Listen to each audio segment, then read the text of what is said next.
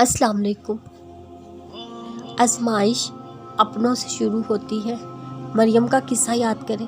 سب جانتے تھے مریم باکردار ہے، پاکیزہ ہے، موسیس گھرانے سے تعلق رکھتی ہے، لیکن لوگوں نے پھر بھی ان پر تہمت لگائی۔ یہ سارے قصے اللہ نے کس کے لیے محفوظ کیے؟ ہمارے لیے، آپ کے اور میرے لیے، ہمیں سمجھانے کے لیے۔ یہ دنیا آزمائش ہے۔ اس دنیا پہ سکون نہیں رکھا گیا۔ یہاں ہر روز کسی نہ طریقے سے آزمایا جائے گا، کسی نہ کسی کے ذریعے آزمایا جائے گا۔ ہمارے اپنے بھی ہمارے خلاف ہو سکتے ہیں، ہمیں تکلیف دے سکتے ہیں۔ آزمائش اپنوں سے شروع ہوتی ہے، اپنے قریبی لوگوں سے، لیکن اس آزمائش میں ہم نے ہمت نہیں ہارنی۔ ہمارا سچ اللہ جانتا ہے۔ یہ بات خود کو بار بار یاد دلانی ہے۔ کوئی کرے یا نہ کرے، ہم پر یقین، ہمارا اللہ ہم پر یقین کرتا ہے۔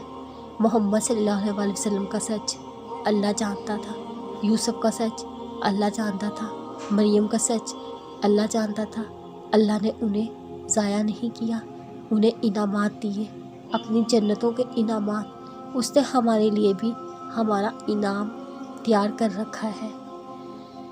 ہم صرف اور صرف اللہ کے لیے بنے ہیں۔ ہم ہمارے مشکل وقت میں ہمیشہ اکیلے ہوتے ہیں۔ ہمیں لگتا ہے شاید ہمارا ساتھ دینے، تسلی کے دو بول بولنے ہمارا کوئی مخلص آئے گا، لیکن کوئی نہیں آتا۔ پتہ ہے ایسا کیوں ہوتا ہے؟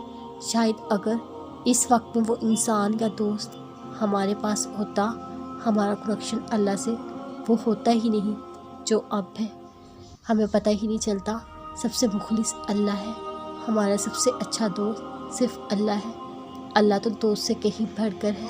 جو تسلی کے دو بول دوست یا کسی اپنے سے سننے ہوتے ہیں، چاہے نماز بجا کے، اللہ کو حال دل سنا کے، پھر کسی اور دوست کی ضرورت ہی نہیں پڑتی۔ وہ ایسے ہمارے زخم بڑھتا ہے، ہم خود حیران رہ جاتے ہیں۔ ہمارے دل میں اتنا سکون آیا کہاں سے؟ ہم کیسے سنبھل گئے؟ دل کا سکون ہمیں اللہ نے دیا، ہمیں سنبھالا اللہ نے۔ جیسا سکون اللہ دیتا ہے ویسا سکون لوگ نہیں دے سکتے۔ ہم ہر طرف سے اکیلے صرف اس لیے ہوتے ہیں کیونکہ ہم صرف اور صرف اللہ کے لیے بنے ہیں۔ یہ دنیا، یہ دوست اپنے کسی حد تک ساتھ دیتے ہیں، ہمیشہ ساتھ نہیں دیتے، ہمیشہ ساتھ صرف اللہ دیتا ہے۔